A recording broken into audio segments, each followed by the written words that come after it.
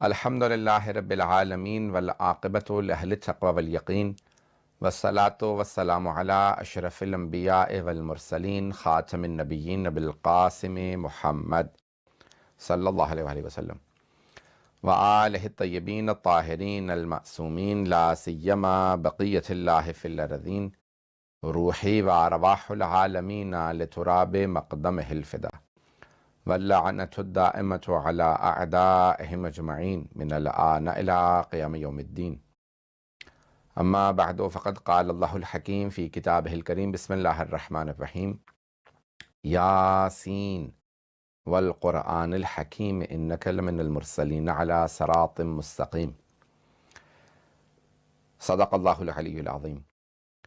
سورہ یاسین کے فضائل اور مناقب اور اس کی تفسیر کو آپ کی خدمت میں پیش کر رہے ہیں، اور قرآن کریم ایک زندہ معجزہ ہے۔ ختم مرتبت صلی اللہ علیہ وآلہ وسلم کو اللہ سبحانہ وتعالیٰ نے یہ معجزہ عطا کیا اور ان کی نبوت و رسالت پہ اسے دلیل قرار دیا، اور یہ قرآن آج تک بغیر تبدیلی کے، بغیر کمی کے، بغیر کسی نقصان اور زیادتی کے موجود ہے، اور قرآن کریم میں کبھی بھی کوئی تحریف نہیں ہوئی۔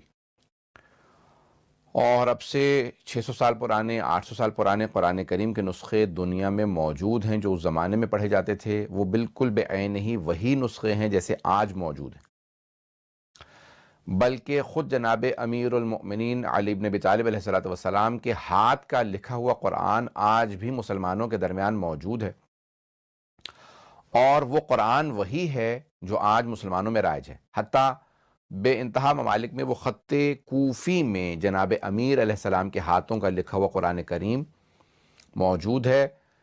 مشہد مقدس میں حرم امام رضا علیہ السلام کے جو قرآن کریم کے میوزیم ہے جو وہاں پہ، اور اس کا جو ایک جہاں قرآن کریم مختلف جو ہیں وہ خطی نسخے موجود ہیں، وہاں پہ وہ بھی موجود ہے۔ امام سجاد علیہ السلام کے ہاتھ کا، امام صادق علیہ السلام کے ہاتھ کے، امام رضا علیہ السلام کے ہاتھ کے لکھے ہوئے قرآن کریم موجود ہے۔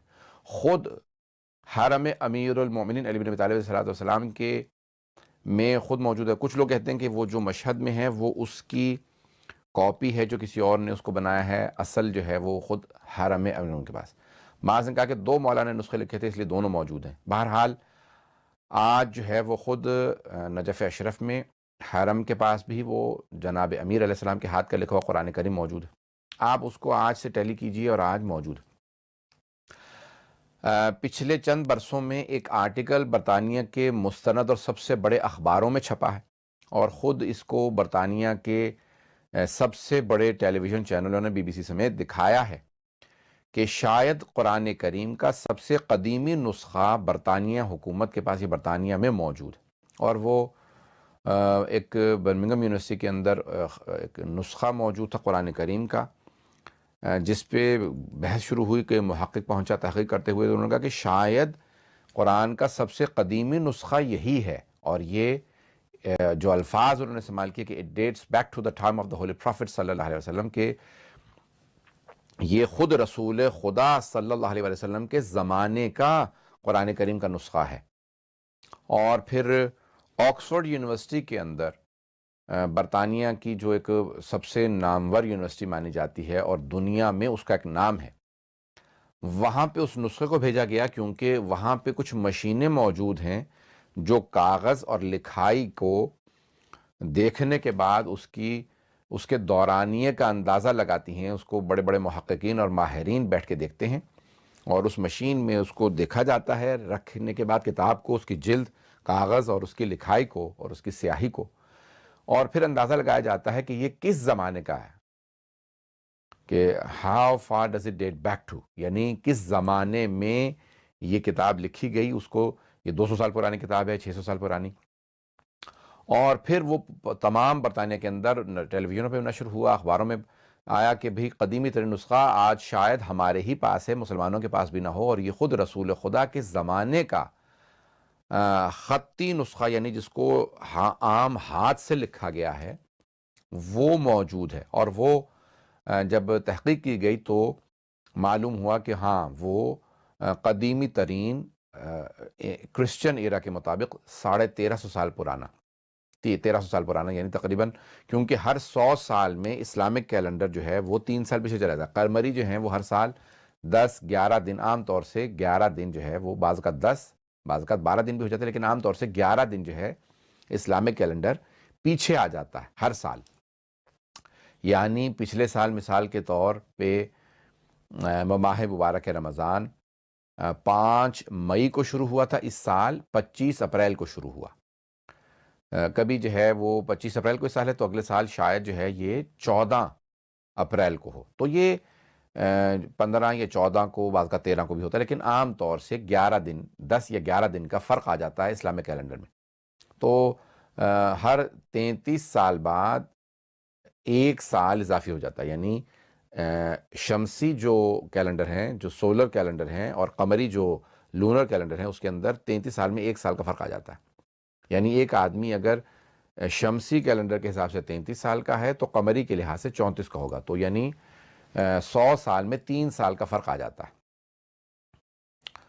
اور اسی طرح سے یعنی 1000 سال میں 30 سال کا فرق آ جاتا ہے، اور 1400 سال میں یہ تقریباً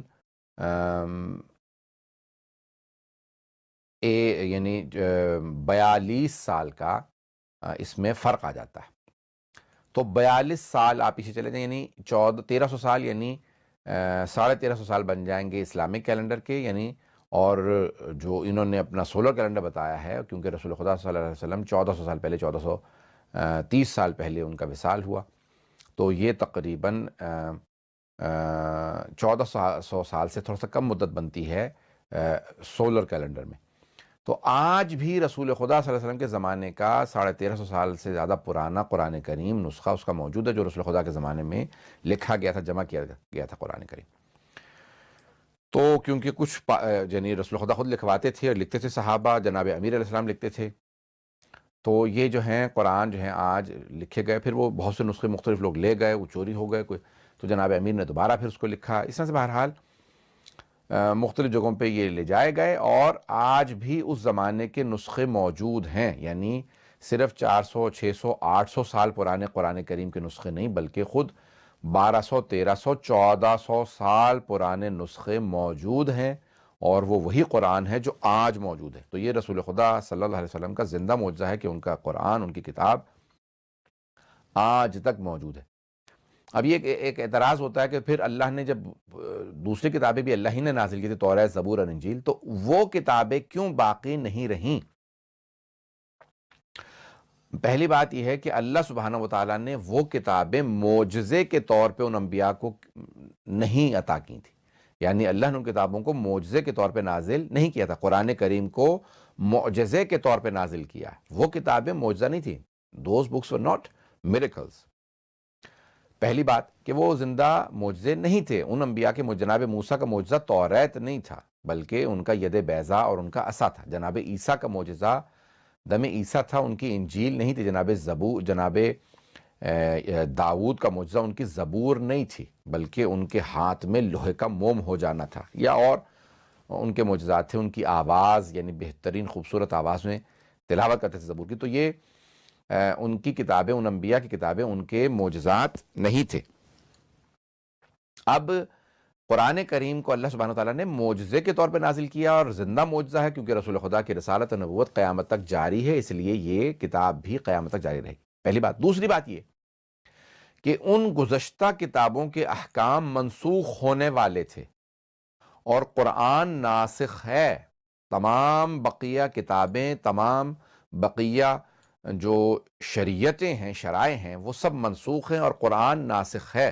قرآن کے احکام قیامت تک کے لیے زندہ ہیں، قرآن کی آیات قیامت تک کے لیے۔ تو وہ کتابیں کیونکہ منسوخ ہونے والی تھی، اس لیے بھی اللہ نے ان کتابوں کو معجزے کے طور پہ نہیں بھیجا، لیکن قرآن کریم کو معجزے کے طور پہ اللہ نے بھیجا ہے۔ تو اس لیے قرآن جو ہے وہ آج تک باقی ہے، اور یہ زندہ معجزہ ہے، اور اسی لیے یہ تبدیل نہیں ہوا، اس میں کوئی تحریف نہیں ہوئی۔ دلیل قرآن کریم سے یہ ہے کہ انا نحن نزلنا الذکر وَإِنَّ لَهُ لَحَافِظُونَ، بے شک کہ ہم ہی نے اس قرآن کو نازل کیا اور ہم ہی اس کی حفاظت کرنے والے ہیں۔ تو قرآن کی 114 سورے ہیں، 114 سوروں میں زیادہ تر سورے جو ہیں وہ مکی ہیں، اور رسول خدا مکے میں رہے پہلے، پھر بعد میں ہجرت کر کے مدینے آ گئے۔ تو مکے میں لیکن نازل ہونے والے جو ہیں زیادہ تر سورے وہ مختصر سورے تھے، کیونکہ وہ اعجاز کے طور پہ پیش کیے جا رہے تھے۔ اس کے اندر کچھ بیان تھا توحید، اور اس کے اندر معاد، قیامت، خود رسالت، تو اس میں زیادہ تر احکام نہیں، بلکہ وہ جو ہیں اعجاز قرآن کو اللہ نے مشرکین کے لیے ثابت کرنا تھا، تو اس کے اندر پیغام مختلف طرح کا ہے۔ وہ سورے جو ہیں مکی سورے ہیں۔ پھر اور کل تعداد مکی سوروں کی جو ہے وہ ہے 86۔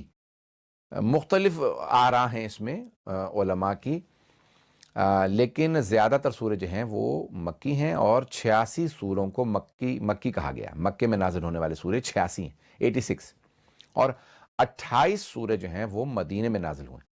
28 اور 86 کو اگر جمع کریں تو بنتے ہیں 114۔ 20 سوروں پہ تمام مسلمانوں کا اتفاق ہے کہ یہ مدینے میں نازل ہوئے، اور 82 سوروں پہ تمام مسلمانوں کا اتفاق ہے کہ یہ مکے میں نازل ہوئے۔ تو 20 اور 82 جو ہیں وہ 102 بن جاتے ہیں۔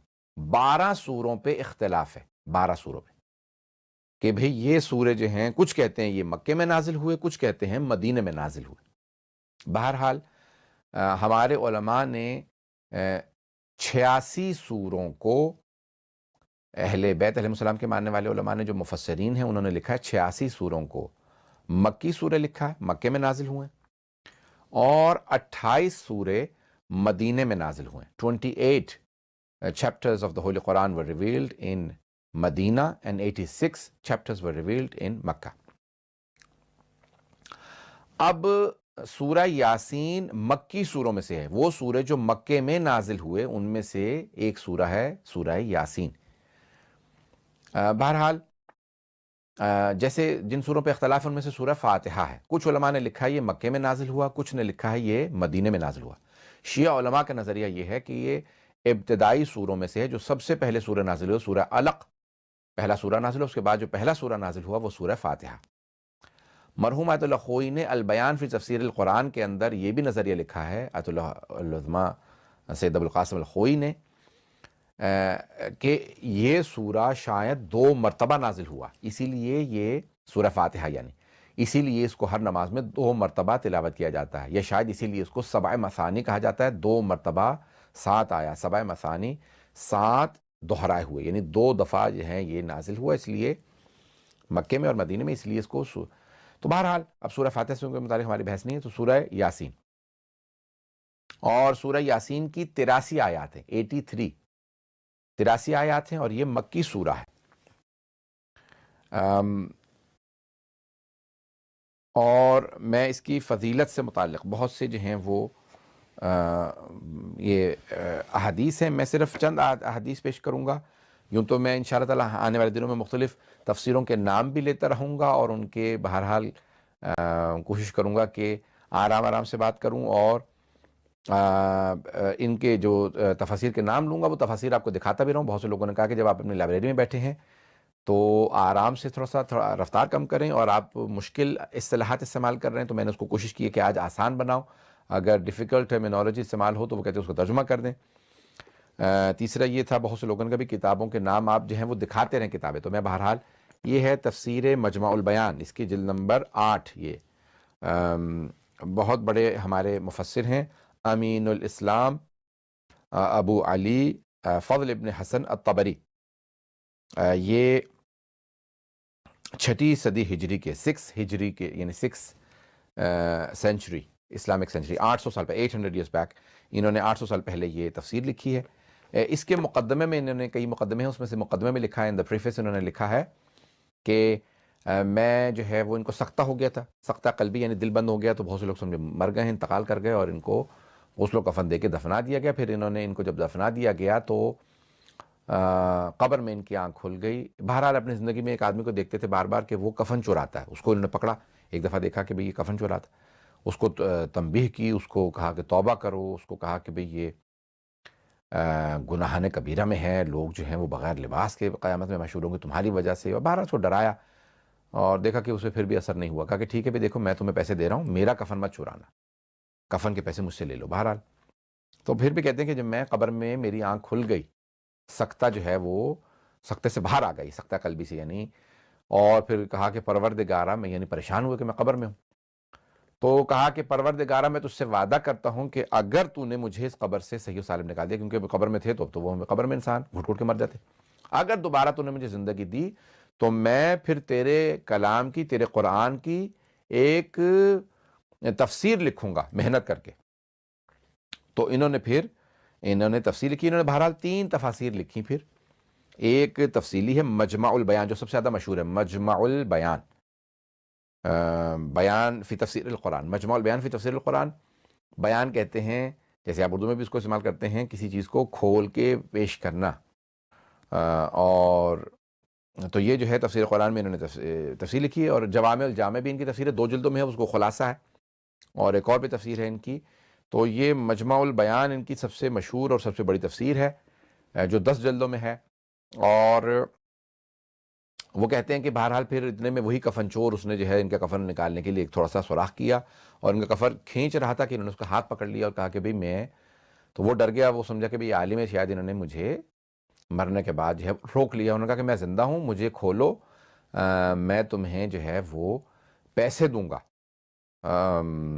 اور بھی زیادہ پیسے دوں گا، مجھے قبر سے نکالو۔ انہوں نے بہرحال اس نے قبر کھودی کفن چور نے ان کی، اور یہ نکلے، پھر گھر جا رہے تھے، سب لوگ دیکھنے لگے تعجب، یہ بھی آدمی کفن پہنے ہوئے کون جا رہا ہے، تو بہرحال اس کے بعد پھر انہوں نے تفسیر لکھی، تفسیر کا نام رکھا مجمع البیان۔ یہ اپنی تفسیر کے مقدمے میں انہوں نے پہلی جلد میں لکھا، اس میں انہوں نے احادیث لکھی ہیں، میں وہ احادیث پیش کرنا چاہتا ہوں سورہ یاسین کی فضیلت کے اندر۔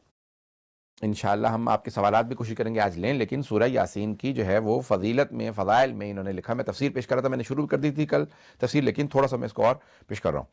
تو یہ مجمع البیان کی شروع میں انہوں نے کہا کہ یہ سورہ مکی ہے، ابن عباس سے روایت ہے کہ صرف ایک اس کی آیت ہے وہ مدنی ہے، باقی ساری کی ساری مکی۔ وَإِذَا قِيلَ لَهُمْ أَنفِقُوا مِمَّا رَزَقَكُمُ اللَّهُ، تو یہ جو ہے آیت وہ کہتے ہیں مدنی، باقی سب کہتے ہیں کہ نہیں یہ پورا کا پورا سورہ مکیۃ عند الجمیع، سب اس پہ متفق ہیں کہ سورہ یاسین مکی سوروں میں سے ہے، سورہ مکے میں نازل ہوا، اور اس پہ دلیلیں بھی ہیں، میں انشاءاللہ بعد میں پیش کروں گا۔ تو ابی ابن کعب سے انہوں نے روایت کی ہے، من قرأ سورۃ یاسین یرید بہا وجہ اللہ عز وجل غفر اللہ لہ، جو بھی سورہ یاسین کو خدا کی خاطر تلاوت کرے، یعنی صرف سوا اللہ کو چاہنے کی خاطر، ریاکاری نہ ہو اس میں، تو اللہ اس کی مغفرت کر دیتا ہے۔ وَأُعْطِيَ مِنَ الْأَجْرِ كَأَنَّمَا قَرَأَ الْقُرْآنَ 12 مرہ، اور اسے قرآن کریم کی تلاوت کا اتنا ثواب ملے گا جیسے اس نے 12 مرتبہ قرآن کو پڑھا ہو۔ سورہ فاتحہ پڑھیں تو 2/3 قرآن ختم کرنے کا ثواب ملتا ہے، 2/3 آف دا قرآن کی ریسیٹیشن کا آپ کو ثواب ملتا ہے اگر آپ سورہ فاتحہ پڑھیں۔ سورہ اخلاص پڑھیں، سورہ قل هو اللہ احد، تو 1/3 1/3 آف دا قرآن کی آپ کو ریسیٹیشن کا ثواب ملتا ہے۔ اسی لیے فاتحہ اخلاص پڑھیں تو دونوں ملا کے تو کمپلیٹ قرآن کی ریسیٹیشن کا ثواب ملتا ہے۔ سورہ یاسین کی تلاوت کریں تو 12 ختم قرآن کا ثواب ملتا ہے۔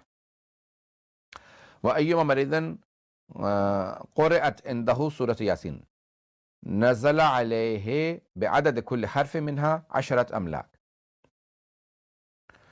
اگر کسی بھی مریض کے سرحانے سورہ یاسین کی تلاوت کی جائے تو 10 فرشتے جو ہیں، ہر عدد کے عوض 10 فرشتے جو ہے اس مریض پہ نازل ہوتے ہیں، یقومون بین یدیہ صفوفاً، جو اس کے سامنے صفیں باندھ کے کھڑے جاتے ہیں، ہر حرف کے بدلے، بکل حرف، سورہ یاسین کے ہر حرف کے، یاسین 2 حرف، والقرآن الحکیم، اگر آپ دیکھا جائے تو اس کے اندر کئی حروف ہیں، اب 83 آیات کے اندر آپ لگا لیں تو کئی ہزار حروف ہیں، ہر حرف کے عوض 10 فرشتے نازل ہوں گے جو اس کے سامنے صفے باندھ کے کھڑے ہو جائیں گے، یستغفرون لہ، جو اس کے لیے استغفار کریں گے، ویشہدون قبضہ، جو اس کی موت کے جو ہے وہ شاہد ہوں گے، ویتبعون جنازتہ، جو اس کے جنازے کے پیچھے چلیں گے، یصلون علیہ، اور اس کے جنازہ پڑھیں گے، اس کے جنازے میں شریک ہوں گے، ویشہدون دفنہ، اور اس کے دفن کے شاہد بنیں گے، وَأَيُّمَ مَرِيضٍ قرأها وهو فی سکرات الموت، وَأَيُّمَا، اگر کسی بھی مریض کو سکرات موت کے وقت اس کے سامنے سے سورہ یاسین پڑھی جائے، جیسے مستحب ہے چند سورہ جن کی تلاوت موت کے وقت جو ہے پڑھنا مستحب ہے، سورہ یاسین، اگر کوئی مر رہا ہے تو اس وقت سورہ یاسین کی تلاوت کرے، سکرات موت یعنی اس کی جان کنی کی جو حالت ہے اس میں آسانی آئے گی. سورہ صافات کی تلاوت 2 سوروں کی مستحب ہے, آیت الکرسی کی, تو جو بھی آپ کو یا سورہ فاتحہ وغیرہ کی, لیکن خاص طور سے تاکید ہے سورہ یاسین کو موت کے وقت جو ہے مردے پہ پڑھا جائے. تو کیا ہوگا؟ اوقریت اندہو, یا وہ پڑھے, خود مریض پڑھے یا اس کے پاس, کیونکہ کئی مریض ایسے ہوتے ہیں جو اس وقت طاقت ہی نہیں ہوتی, وہ جان کرنے کی حالت میں بالکل بولا نہیں جاتا, تو اگر کوئی اس کے پاس تلاوت کرے, جاءہ رضوان خازن الجنت بشربت من شراب الجنت, جنت کے جو دربان ہیں حضرت رضوان ہیں, فرشتے کا نام رضوان جنت کہا جاتا ہے, اب مشہور ہے رضوان جنت, یعنی جو جن کے پاس جنت کی چابیاں ہیں, خازن جنت جنہیں کہا جاتا ہے, جن کے پاس جنت کی چابیاں, ان فرشتے کا نام ہے رضوان. اور جن کے پاس جہنم کی چابیاں جو فرشتہ, ان کا نام ہے مالک. تو رضوان جنت خود جنت سے اس کے لیے ایک شربت لے کے آئیں گے, فسقاہ ایاہ, اور مردے کو وہ خود وہ شربت پلائیں گے اپنے ہاتھوں سے, وہو علی فراشہی, اور ان کو ان کے اسی بستر مر کے اوپر, فیشربو فیموت ریان ویبعث ریان, اور کہتے ہیں کہ یعنی جب ان کو پلا دیں گے تو اس کے بعد جو مرنے والا ہوگا اس کو پیاس نہیں لگی, وہ ریان یعنی کہتے ہیں جو پیاسا نہ ہو, یعنی جس کی پیاس بجھ گئی ہو, اور جب دوبارہ اٹھایا جائے گا تب بھی وہ بالکل ایسے ہوں گے جیسے وہ پانی پی رکھا ہے انہوں نے. ولا یحتاج الی حوض من حیاض الانبیاء, اور اسے کبھی بھی وہ ضرورت نہیں پیش آئے گی کہ وہ حوض سے کسی انبیاء کے پاس جا کے پانی پی, حتی یدخل الجنت وہو ریان, یہاں تک کہ وہ جنت میں داخل ہو جائے گا, جنت میں بھی وہ پیاسا نہیں جائے گا, بلکہ جس کے پاس سورہ یاسین پڑھی جائے گی. جیسے مردوں کو اکثر مومنین دعوت دیتے, مولانا آج ہماری والدہ جو ہے انتقال ہونے والا ہے, یا والد کا انتقال ہو رہا ہے, جو ہسپتال میں ہیں, تو یاسین عموماً جا کے ہم پڑھ دیتے ہیں. بہرحال یعنی اس کے بے انتہا فضائل ہیں. دیکھیں سارے اب احادیث نہیں پڑھ سکتا ہوں میں, صرف میں نے وعدہ کیا تھا کہ چند احادیث کی جلدی تلاوت کر دوں گا اس کی فضیلت میں. اور بہرحال بعض جگہوں پہ روایت میں ہے, من قرأہا عدلت لہو 20 حجہ, جو بھی سورہ یاسین کی تلاوت کرے گا اسے 20 حج کا ثواب ملے گا.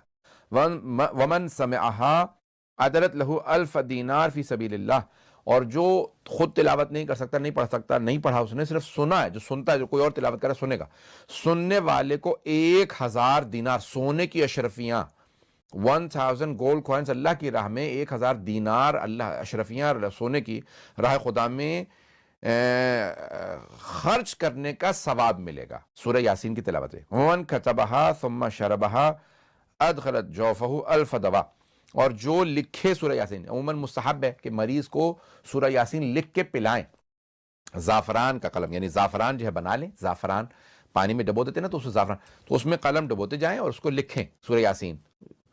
تو اعراب لگانے کی ضرورت نہیں ہے, you don't have to place the vowels, یعنی فتح زمہ کسرہ زبر زیر پیش نہ لگائیں, صرف یاسین لکھتے جائیں. پورا سورہ یاسین بسم اللہ الرحمن الرحیم یاسین قلم سے لکھیں, پورا کا پورا. ایک عموماً عام طور سے پلیٹ میں لکھا جاتا ہے, پلیٹ میں لکھیں یاسین کو, پوری سورہ یاسین قلم سے یعنی زعفران کے پانی سے لکھیں, اور اس کو پھر جو ہے دھو لیں, اس میں پانی ڈال لیں, وہ سارا کا سارا پانی سورہ یاسین کا ہے, وہ دھلی ہوئی ہے, وہ پانی مریض کو پلا دیں. تو 1000 جو ہے وہ اس کے بطن میں شفا داخل ہوگی, دوا داخل ہوگی, یعنی اس کے 1000 آپ نے علاج کر دیے. سورہ یاسین کا پینے والا, اس کا 1000 علاج آپ نے دیا. الف نور, 1000 نور اس کے بطن میں داخل ہوں جب وہ پانی پیے گا. وَأَلْفَ یقین, 1000 یقین کی منزلیں وہ طے کر لے گا, 1000 یقین اس میں داخل ہوں گے. وَأَلْفَ برکتین, 1000 برکتیں اس کے جسم میں داخل ہو جائیں گی. وَأَلْفَ رحمتین, 1000 رحمتیں اس کے جسم میں داخل ہوں گی. وَنَزَعَتْ عَنْهُ كُلُّ دَاءٍ وَعِلَّةٍ, اور اس سے یعنی ہر بیماری, ہر جو ہے وہ علت کہتے ہیں, بیماری کو ہی کہتے ہیں, دائن و علتن, یعنی کوئی بیماری پریشانی, 1000 بیماریاں اس سے دور ہو جائیں گی, یہ سورہ یاسین کو دھو کے پی لے گا. یہ حدیث جو ہے بہت ضروری ہے, یہ دونوں خود رسول خدا صلی اللہ علیہ وسلم سے اور امام صادق علیہ السلام سے مروی ہے. انس بن مالک, یعنی شیعہ سنی دونوں کتابوں میں یہ حدیث موجود ہے. عن النبی صلی اللہ علیہ وسلم, ان لکل شیء قلبا وقلب القرآن یاسین, ہر چیز کا ایک دل ہوتا ہے, اور قرآن کا جو دل ہے, قلب ہے, وہ سورہ یاسین ہے. Everything has a heart and the heart of the Holy Quran is Yasin. یہ جو ہے وعن النبی صلی اللہ علیہ وسلم من دخل المقابر فقرأ سورۃ یاسین, خفف عنہم یومئذ وکان لہ بعدد من فیہا حسنات. یعنی جو بھی مسلمانوں کے قبرستان میں داخل ہو اور سورہ یاسین کی تلاوت کرے تو اللہ ان کے عذاب میں کمی کر دے گا اور ہر عدد کے عوض جو ہے انہیں حسنات لکھے گا. تو بہرحال سورہ یاسین کو قلب قرآن کہا گیا. سورہ یاسین قلب قرآن ہے. ہر چیز کا دل ہوتا ہے اور قلب ہے، اور قرآن کے قلب کا نام یاسین ہے. کیوں قرآن کا قلب ہے؟ کیونکہ اس میں توحید بھی ہے، اس میں معاد ہے، اس میں رسالت ہے، اس میں دنیا کے متعلق ہدایت ہے، اس میں امامت کا تذکرہ ہے، اس میں قرآن کی قسم ہے، اس میں یعنی تمام پورے قرآن کا اگر آپ نے نچوڑ دیکھنا ہے تو آپ سورہ یاسین میں دیکھ لیں. تو پورے کے پورے دنیا کے کلام کا قلب، دل سورہ یاسین ہے، اور پورے وجود کا قلب، پوری دنیا کے وجود کا قلب رسول خدا. اسی لیے اس کا نام ہے سورہ یاسین، رسول خدا پہ نام ہے. کہ جیسے یہاں پہ بھی روایت موجود ہے حضرت محمد ابن مسلم سے، جو امام صادق علیہ السلام کے، امام باقر علیہ السلام کے اور امام صادق دونوں کے شاگرد ہیں. امام باقر علیہ السلام سے انہوں نے روایت کی ہے کہ اِنَّ لِرَسُولِ اللَّهِ اثنا عشرہ اسما، رسول خدا کے 12 نام ہیں رسول خدا کے. خمسۃ منہا فی القرآن، اور قرآن میں کریم میں اللہ نے ان میں سے 5 کا ذکر کیا. محمد و احمد و عبداللہ و یاسین و نون. قرآن میں محمد، احمد، عبداللہ، یاسین اور نون صلی اللہ علیہ وسلم رسول خدا کے نام آئے ہیں. تو بہرحال سورہ یاسین رسول خدا کے نام پہ. بہت سے لوگوں نے سوال کیا، کل آپ نے کہا تھا یاسین تو یہاں پہ یہ رسول خدا سے مراد ہے، تو آیا اہل بیت مراد نہیں ہے؟ نہیں، اسی لیے سلام علی الیاسین جیسے سورہ صافات میں ہے، تو بہت سے لوگوں نے پڑھا اس کو آل یاسین. سلام علی آل یاسین، یاسین کی آل پہ سلام ہو. اسی طرح سے زیارت آل یاسین آئی ہے ائمہ علیہ السلام سے، زیارت آل یاسین ہے. تو یہ رسول خدا کے ناموں میں سے ایک نام یاسین ہے، اور آل یاسین رسول خدا کی آل پاک ہے. بہرحال تو یہ بہرحال اس سورہ کے بے انتہا فضائل. پورے وجود جو ہے اس کے قلب اور دل کا نام ہے محمد صلی اللہ علیہ وسلم. کلام کا جو قلب ہے وہ ہے قرآن، اور قرآن کا جو قلب ہے، دل ہے، وہ ہے سورہ یاسین. اور سورہ یاسین کا دل کیا ہے؟ سلام قولا من رب الرحیم. یہ آیت نمبر 58 جو ہے وہ ظاہراً یہ 58ویں آیت ہے سورہ یاسین کی، جس کو جو ہے 58ویں آیت 58، آیت نمبر 58، اسے کہا گیا ہے سورہ یاسین کا دل. سلام قولا من رب الرحیم، یعنی اللہ جو جنت میں جانے والے ہیں انہیں اللہ بھی سلام کہے گا. تو بہرحال ایک تفصیلی روایت ہے، میں اس کو بھی پیش کرنا چاہ رہا ہوں اس کے فضائل میں سورہ یاسین کے. اس کو بھی سن لیجئے. یہ حضرت ابو بصیر سے ہے. یہ بھی 5ویں اور 6ٹھے امام دونوں کے شاگرد ہیں حضرت ابو بصیر. بہت سے جو ہیں وہ بہت جلیل القدر اصحاب ہیں ائمہ اہل بیت علیہ السلام کے. ان میں سے حضرت ابو بصیر بہت بڑا نام ہے. محمد بن مسلم، حضرت زرارہ، یہ جو ہیں حضرت حمران، یہ بڑے بڑے جلیل القدر اصحاب اہل بیت ہیں. انہوں نے بے انتہا روایات نقل کی. حضرت ابو بصیر نے روایت کی ہے امام جعفر صادق علیہ السلام سے عن ابی عبداللہ علیہ السلام قال ان لکل شیء قلبا وقلب القرآن یاسین. ہر چیز کا ایک دل ہوتا ہے اور قرآن کے دل کا نام سورہ یاسین ہے. فمن قرأ یاسین فی نہارہ قبل ان یمسی کان فی نہارہ من المحفوظین والمرزوقین حتی یمسی. جو بھی دن میں سورہ یاسین کی تلاوت کرے گا شام ہونے سے پہلے، تو پورا دن جو ہے وہ محفوظ رہے گا اور اللہ اس کو رزق دے گا، اس کو محفوظ بھی رکھے گا اور اس کے لیے رزق کا بندوبست کرے گا. ومن قرأہ فی لیلہ، جو بھی رات میں تلاوت کرے گا، جب رات ہو جائے تو تلاوت کرے سورہ یاسین کی. قبل ان ینام، سونے سے پہلے.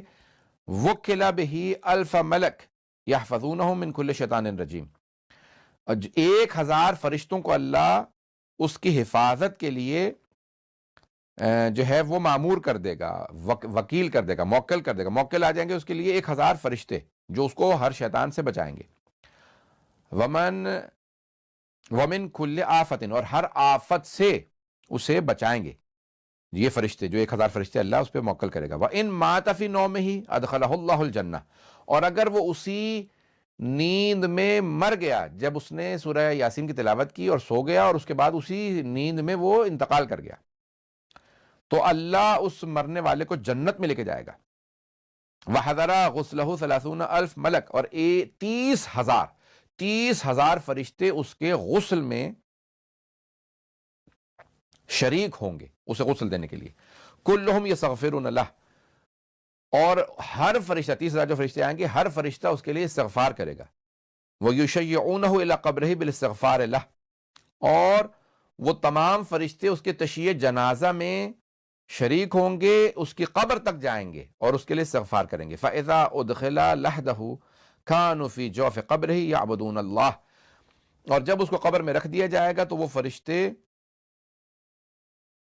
اس کی قبر کے یعنی چاروں طرف اس کی قبر میں آ جائیں گے، اس کی قبر کے اندر ہوں گے، فی جوف قبر ہی، اس کی قبر کے اندر داخل ہو جائیں گے اور عبادت کریں گے، اور ساری عبادت کا ثواب اس مرنے والے کو ملے گا. وثواب عبادتہم لہو، اور اس کی عبادت، ان سارے فرشتوں کی عبادت کا ثواب اس مرحوم کو ملے گا.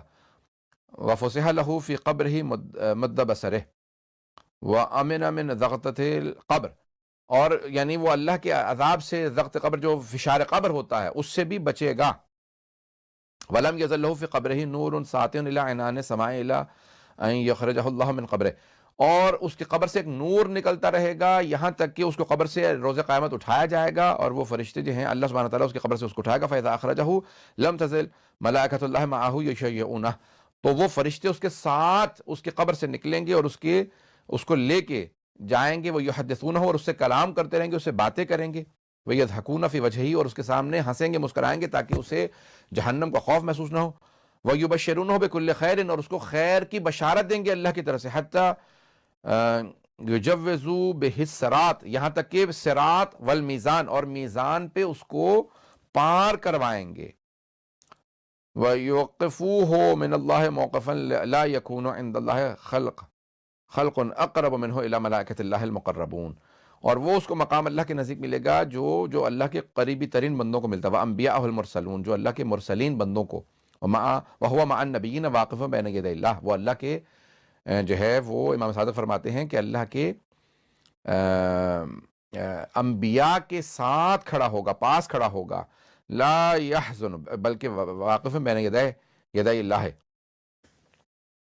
تو 7 انبیاء کی جو ہے وہ کھڑا ہوگا. ولا یحزن مع من یحزن، اور اس کو کوئی حزن و ملال نہیں ہوگا روز قیامت، کیونکہ اس نے سورہ یاسین پڑھنے کے بعد اس کی موت ہوئی تھی. ولا یحتم مع من یحتم ولا یجزع مع من یجزع، یہ نہ اس کو ہم و غم ہوگا، نہ ہی کوئی خوف و خطر ہوگا روز قیامت. جزا یعنی غم منانا اور خوف کرنا. ثم یقول له الرب تعالی، بس یہ میں آخر انشاءاللہ پیش کر رہا ہوں کہ اللہ سبحانہ وتعالی اس کو کہے گا اشفع عبدی وشفعک فی جمیع ما تشفع، اے میرے بندے تو بھی شفاعت کر، یعنی محمد وآل محمد علیہ السلام کا ماننے والا، قرآن کا پڑھنے والا بندہ روز قیامت وہ بھی شفاعت کرے گا اور اللہ اس کی شفاعت کو قبول کرے گا. وَسَلْنِ عَبْدِي اُعْطِكَ جَمِيعَ مَا تَسْأَلُ، اور مجھ سے مانگ جو تو مانگے گا میں تجھے ہر وہ چیز جو تو مانگے گا دوں گا، عطا کروں گا. فَيَسْأَلُ فَيُعْطَى، اور وہ مانگے گا اور وہ اس کو عطا کیا جائے گا. فَيَشْفَعْ فَيُشَفَّعْ، وہ شفاعت کرے گا، اس کی شفاعت کو قبول کیا جائے گا. وَلَا يُحَاسَبُ فِي مَن يُحَاسَب، اور اس کا ویسا حساب کتاب نہیں ہوگا جیسا دوسروں کا. وَلَا يُذَلُّ مَن يَذَلُّ، نہ اس کی تذلیل ہوگی جن کے بہت سے لوگوں کو روز قیامت جو ہے ان کے نام اعمال کھول کے بہت زیادہ بتایا جائے گا تینوں کون کون سے گناہ کیے. وَلَا يُبَكِّتْ بِخَطِيئَتِهِ، اور نہ ہی وہ روئے گا اپنے گناہوں پہ. وَلَا بِشَيْءٍ مِّن سُوءِ عَمَلِهِ، اور وہ اپنے گناہوں کو دیکھنے کے بعد جو ہے وہ شرمندہ نہیں ہوگا. وَيُعْطِ كِتَابَهُ مَنشُورًا، اور اس کی کتاب جو اس کو کھول کے دی جائے گی نامہ اعمال، یعنی کتاب یہ ہم نامہ اعمال. فَيَقُولُ النَّاسُ بِأَجْمَعِهِمْ سُبْحَانَ اللَّهِ مَا كَانَ لِهَٰذَا الْعَبْدِ خَطِيئَةً وَاحِدَةً، کہ جب وہ روز قیامت اپنی کتاب جب کھولے گا، لوگوں کے سامنے کھولی جائے گی، تو اس میں کوئی بھی گناہ یا غلطی گناہ نظر نہیں آئے گا. کیوں؟ کیونکہ سورہ یاسین پڑھ کے سویا ہوگا اور اسی میں اس کی موت ہو گئی ہوگی. امام صادق علیہ السلام نے یہاں پہ بہت زیادہ اس کے فضائل بیان کی ہیں سورہ یاسین کے. اس کی جو ہیں وہ 83 آیات ہیں. اللہ سبحانہ وتعالیٰ نے سورہ یاسین کو شروع کیا ہے. ہم انشاءاللہ تعالیٰ اس کی آپ کے سامنے مختصر سی تفسیر پیش کریں گے. انشاءاللہ اگر کوئی سوال کرنا چاہے تو آپ کال بھی کر سکتے ہیں، پھر انشاءاللہ ہم سوالوں کے جواب بھی دیں گے. تو بہرحال اس کے بے انتہا جہاں فضائل ہیں وہاں پہ اس کی تفسیر ہم پیش کر رہے ہیں کہ بسم اللہ الرحمن الرحیم. کل ہم نے مختصر سے آپ کے سامنے تفسیر پیش کی تھی بسم اللہ کی. بسم اللہ الرحمن الرحیم ہم نے 9 معانی آپ کے سامنے پیش کیے تھے بائے بسم اللہ کے.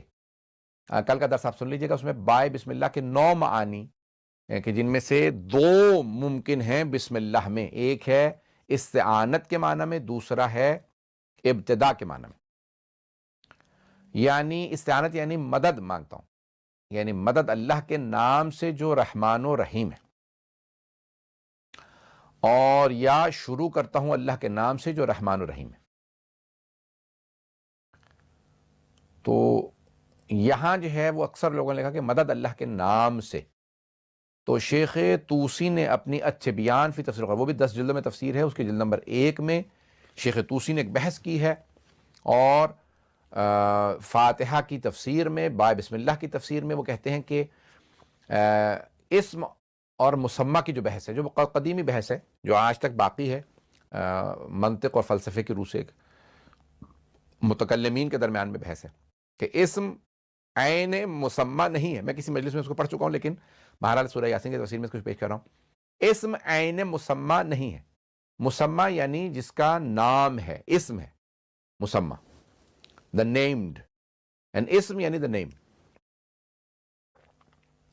اسم عین مسمہ نہیں ہے، اسم غیر مسمہ ہے، یعنی اسم اور مسمہ مساوی نہیں ہے، بلکہ اسم اور مسمہ الگ الگ ہے۔ اب یہ پرانی قدیمی ترین بحث ہے، اس پہ بہت سے لوگوں نے دلیل دی ہیں، بہت سے جو ہے مسلمانوں کا نظریہ یہ ہے کہ اسم عین مسمہ ہے۔ جب ہم کہتے ہیں اللہ، تو یعنی یہ لفظ اللہ، اللہ ہی ہے، وجود، یعنی یہی لفظ جو ہے وہ اللہ عین مسمہ ہے۔ ہم کہتے ہیں نہیں، اسم غیر مسمہ ہے۔ پھر سب نے اپنی اپنی دلیلیں دی ہیں، میں اب اس کی تفصیل میں جاؤں گا، صرف اشارہ کروں گا۔ اگر اسم عین مسمہ ہوتا تو جب ہم کہتے ہیں نا آگ، آگ کہنے سے زبان جل جاتی، لیکن زبان نہیں جلتی آگ کہنے سے، تو اس کا مطلب ہے اسم عین مسمہ نہیں ہے۔ اگر عین مسمہ ہوتا تو پھر زبان جل جاتی، تو بہرحال اسم عین مسمہ نہیں۔ وہ کہتے ہیں نہیں، عین مسمہ ہے، بہت سے مسلمان، بہت سے لوگ کہتے ہیں۔ وہ اس کی دلیل دیتے، کہتے ہیں کہ جیسے ہم کہتے ہیں نا حلوہ، تو منہ میں پانی آنے لگتا۔ بھئی یہ منہ میں پانی آنا دلیل نہیں ہے کہ اسم عین مسمہ ہے۔ اگر حلوہ کہنے سے منہ میں حلوہ آ جاتا تو اسم عین مسمہ ہوتا۔ یہ پانی آنا جو ہے وہ منہ میں اسم عین مسمہ نہیں ہے، پانی آتا ہے، حلوہ نہیں آتا۔ آگ، لفظ آگ، نار، آگ کو کہتے ہیں عربی میں نار۔ آج سے ہم نام بدل دیں، آگ کا نام رکھ دیں پانی، تب بھی وہ بھڑکتی رہے گی، تب بھی جلائے گی، نام بدل جائے گا لیکن مسمہ وہی رہے گا، تو اسم عین مسمہ نہیں ہے۔ تو وہ یہ کہتے ہیں کہ یہاں پہ بسم اللہ الرحمن الرحیم، مدد اللہ کے نام سے، اللہ سے نہیں، اللہ کے نام سے جو رحمان الرحیم ہے۔ تو کہتے ہیں یہ نام سے یعنی اللہ ہی سے مدد ہے، نہیں، اللہ کے نام سے۔ اسم اور ہے، مسمہ اور ہے۔ اگر مدد اللہ سے ہوتی تو پھر غیر اللہ سے مدد مانگنا آپ کہہ سکتے تھے بدعت۔ لوگ کہتے ہیں نہیں، غیر اللہ سے مدد مانگنا بدعت نہیں، اسم عین مسمہ نہیں ہے، اسم غیر مسمہ، اسم اور ہے، مسمہ اور ہے، تو یہاں مدد اللہ کے نام سے ہے، اس لیے غیر اللہ سے مدد مانگنا بدعت نہیں ہے۔ اللہ کے علاوہ بھی مدد مانگی جا سکتی ہے، اور ویسے بھی قرآن میں ہے سورہ بقرہ میں وَاسْتَعِینُوا بِالصَّبْرِ وَالصَّلَاةِ، کہ صبر سے اور صلاۃ یعنی نماز سے مدد مانگو۔ تو یہ یہاں پہ غیر اللہ سے مدد کے لیے تذکرہ موجود ہے، کیونکہ وہ دلیل پیش کرتے ہیں کہ ایاک نعبد و ایاک نستعین، ہم تیری ہی عبادت کرتے ہیں اور تجھ ہی سے مدد مانگتے ہیں۔ تو وہ کہتے ہیں کہ غیر اللہ سے مدد مانگنا بدعت ہے، شرک نہیں، شرک نہیں ہے اگر وہ اللہ ہی کے بنائے ہوئے اللہ کے نبی یا امام ہوں، یا اس کے نمائندے ہوں، یا حجت ہوں، یا اس کے بنائے ہوئے بندے ہوں، تو پھر شرک نہیں ہے۔ شرک تب ہے کہ جب ہم اللہ کے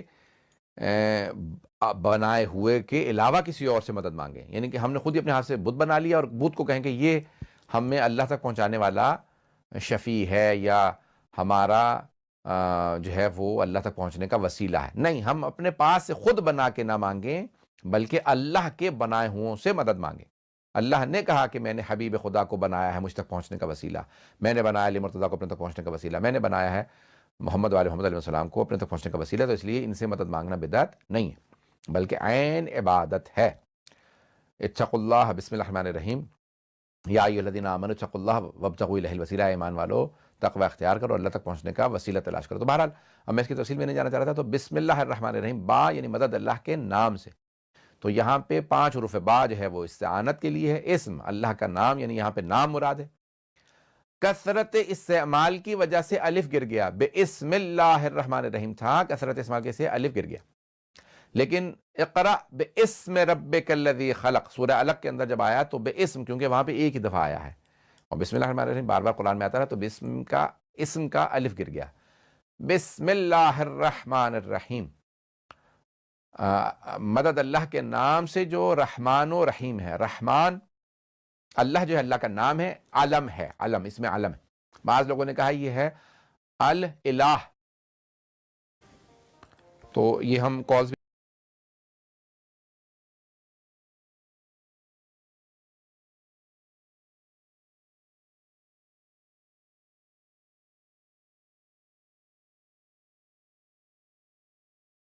علم ہے، علم اس میں علم ہے۔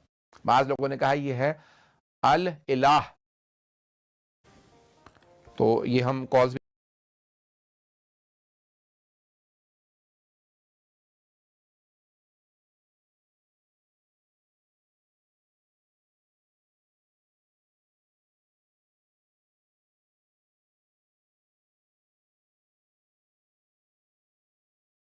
لوگوں نے کہا یہ ہے الہ، تو یہ ہم کالز الہ، تو یہ ہم کالز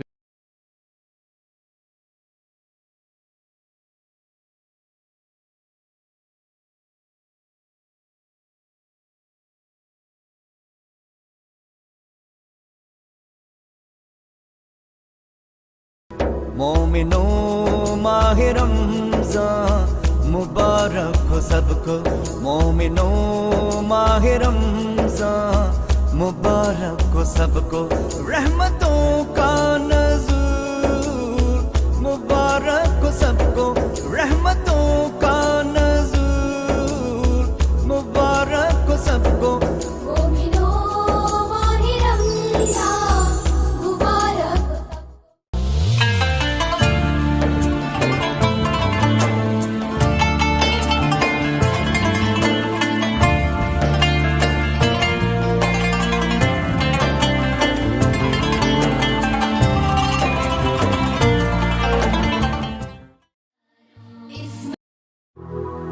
مرحباً مرحباً یا مبارک رمضان، جب رمضان آتا ہے رحمت کے دروازے کھول دیے جاتے ہیں، جنت کے دروازے کھول دیے جاتے ہیں اور دوزخ کے دروازے بند کر دیے جاتے ہیں۔ مومنوں ماہ رمضان مبارک ہو سب کو، مومنوں ماہ رمضان مبارک ہو سب کو، رحمتوں کا نزول مبارک ہو سب کو، رحمتوں کا نزول مبارک ہو سب کو۔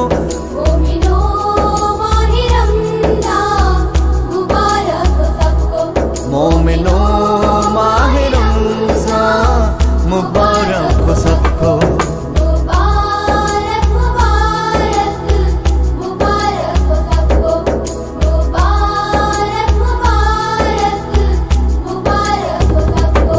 روزے دارو سنو تم جیو اس طرح، دل میں عشق محمد فوٹو پہ گرا، جنتوں کے دروازے کھلے ہیں وہاں، مانگ لو اپنے رب سے سبھی کچھ یہاں، جنت کا نظارہ مبارک ہو سب کو۔ جنت کا نظارہ مبارک ہو سب کو۔ مومنوں ماہ اس مہینے میں قرآن نازل ہوا، کس مہینے کو رتبہ یہ حاصل ہوا، اس مہینے کی عظمت پہ میرا سلام، from Allah to us, month of Ramadan۔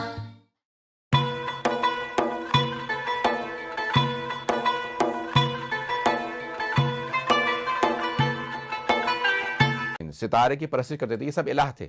تو اللہ سبحانہ وتعالیٰ نے کہا لا الہ الا اللہ، کوئی معبود نہیں سوائے اللہ کے. تو اللہ سبحانہ وتعالیٰ نے جو ہے یہ قرآن کو شروع کیا بسم اللہ الرحمن الرحیم سے. جب بسم اللہ سے، اللہ سے پہلے جو ہے وہ فتحہ یعنی زبر یا پیش آئے تو اللہ پڑھیں گے، اور اگر زیر آئے تو باللہ. بہرحال اب یہ میں لغوی اس میں قرات کی بحث میں نہیں جانا چاہتا. تو اب قرآن کریم کے اندر جو لفظ اللہ آیا ہے تو یہ اللہ سبحانہ تعالیٰ کا نام ہے. لا الہ الا اللہ، کوئی معبود نہیں سوائے اللہ کے. اللہ سبحانہ وتعالیٰ وہ معبود ہے، صرف وہی عبادت لائق ہے. اور جو ہے اللہ سبحانہ وتعالیٰ کے نام یعنی علم ہے، باقی سب اللہ کی صفات ہیں. بعض لوگوں نے بحث کی ہے ادعو اللہ ادعو الرحمن.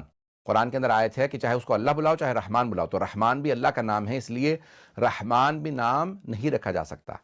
جیسے اللہ کسی کا نام نہیں رکھ سکتے، عبداللہ رکھیں گے، اسی طرح سے اللہ بھی کے ساتھ ساتھ رحمان بھی نام نہیں رکھ سکتے، کیونکہ اللہ نے اپنا نام رحمان بھی بتایا.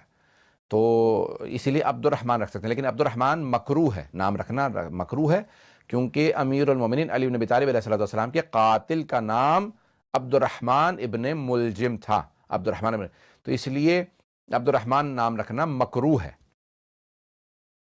بہرحال تو اللہ کے جو ہے وہ اللہ کا نام ہے، علم ہے، نیم ہے اللہ. یہ جب کہتے ہیں اللہ تو صرف اللہ یعنی خداوند متعال ہی کی ذات مراد ہے، کسی کو نام اللہ نہیں رکھ سکتے، صرف اس کا نام ہے. یہ جیسے ہر آدمی کا ایک نام ہوتا ہے، اس طرح سے اللہ کا نام، خداوند متعال کا نام ہے اللہ،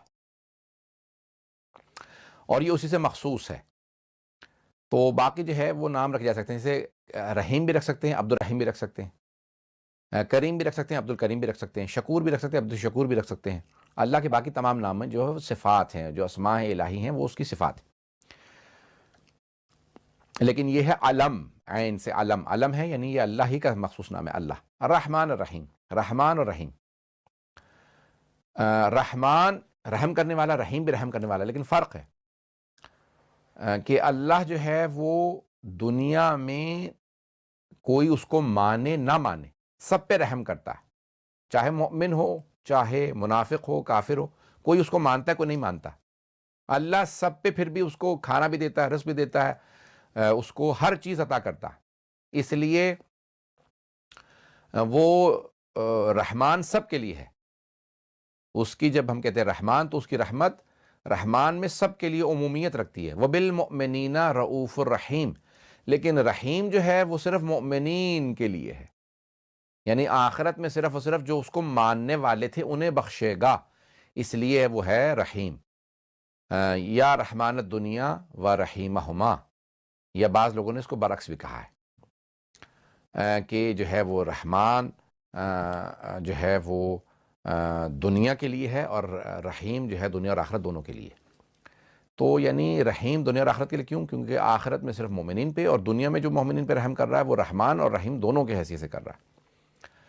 تو بہرحال یہ ہے بسم اللہ الرحمن الرحیم. پھر اس کے بعد یہ پہلی آیت اس کو ملا لیں تو 84 ہو جاتی ہے، لیکن بہرحال بسم اللہ الرحمن الرحیم. یاسین جو ہم نے کل پیش کر دیا تھا کہ یاسین یہ رسول خدا کا ناموں میں سے ایک نام ہے، یا آیا یہ حروف مقطعات میں سے ہے، تو اس لیے یا سامع الوحی، یا سین سے مراد سین یاسین وحی کا سننے والے، یا یاسین یا سید المرسلین والقرآن الحکیم، والقرآن حکیم کی قسم، انکا لمن المرسلین، بے شک کہ آپ مرسلین میں سے ہیں. میں ٹائم ذرا دیکھ لوں کہ بس یہ آخری 1-2 منٹ میں انشاءاللہ پہ مکمل کر رہا ہوں، بلکہ انشاءاللہ والقرآن الحکیم، اور اللہ نے قرآن حکیم کی قسم کھائی ہے. تو انشاءاللہ اب اس کو ہم کل مکمل کریں گے، کیونکہ مجھے اس میں تھوڑا سا ٹائم چاہیے کہ اللہ نے قرآن حکیم کی قسم کیوں کھائی. اگر اللہ کافروں سے کہہ رہا ہے انک لمن، بے شک یہ ہمارا یاسین میرے جو حبیب ہے یہ رسول ہیں، تو اللہ نے یہاں قرآن کی قسم کیوں کھائی؟ مشرکین کے لیے کسی اور کی چیز کی قسم کھاتا، ان کی کسی چیز کی قسم کھاتا. اللہ نے، میں اسی کو آج مکمل کرتا تاکہ کوئی شک کے ساتھ نہ چلا جائے. تو اللہ نے قرآن کی قسم اس لیے کھائی، ان کے لیے قسم کھا رہا ہے، لیکن پھر بھی قرآن کی، والقرآن الحکیم، قرآن حکیم کی قسم، یہ مرسلین میں سے ہیں.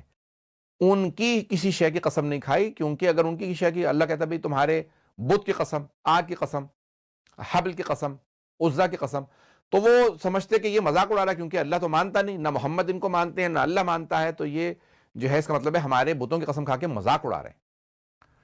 لیکن جب اللہ نے ان سے بھی خطاب کر کے قرآن حکیم کی قسم، یہ جب کہہ رہے ہیں، اللہ کہہ رہا ہے کہ یہ میرا کلام ہے، یہ زندہ معجزہ ہے، تو میں اس معجزے کی قسم کھا کے جسے میں مانتا ہوں اور تم بھی دیکھو یہ معجزہ ہے، اگر اس کا جواب نہیں لا سکتے ہو تو مجھے اس قرآن کی قسم ہے کہ یہ اللہ کا بھیجا ہوا ہے۔ اور اللہ کے رسول بھی کہہ رہے ہیں کہ یہ اللہ نے قسم کھا کے کہا ہے کہ یہ قرآن حکیم، قرآن اس لائق ہے کہ اللہ کی قسم کھائے، والقرآن الحکیم۔ اس قرآن کا یہ احترام ہے کہ اس پہ کسی کتاب کو نہ رکھا جائے، اس کی طرف پاؤں نہ پھیلائے جائیں، اس پہ کسی شے کو نہ رکھا جائے، اس کو احترام دیا جائے، اس کو زمین پہ نہ رکھا جائے، اس کو بلند جگہ پہ رکھا جائے۔ مرحوم علامہ طباطبائی سے متعلق ان کے شاگردوں نے کہا تھا، اسی نے کہا، میں اس تقریر میں موجود تھا، عید بعثت کی تقریر تھی حجتیہ میں، انہوں نے کہا کہ علامہ طباطبائی رحل میں قرآن رکھا ہوتا تھا، لیکن جب کھڑے ہونے لگتے تھے تو پہلے اٹھاتے تھے پھر کھڑے ہوتے تھے تاکہ قرآن زمین پہ نہ رکھا رہ جائے۔ جب انسان اتنا احترام کرتا ہے تو پھر مفسر قرآن بنتا ہے، پھر انسان جو ہے وہ قرآن سے برکت حاصل کرتا ہے۔ ہم انشاءاللہ تعالیٰ کل جاری رکھیں گے تیسرے درس کو اپنے سورہ یاسین کے عنوان سے۔ ہمارے ساتھ انشاءاللہ تعالیٰ کل بھی شرکت کیجیے گا۔ وآخر دعوانا ان الحمد للہ رب العالمین۔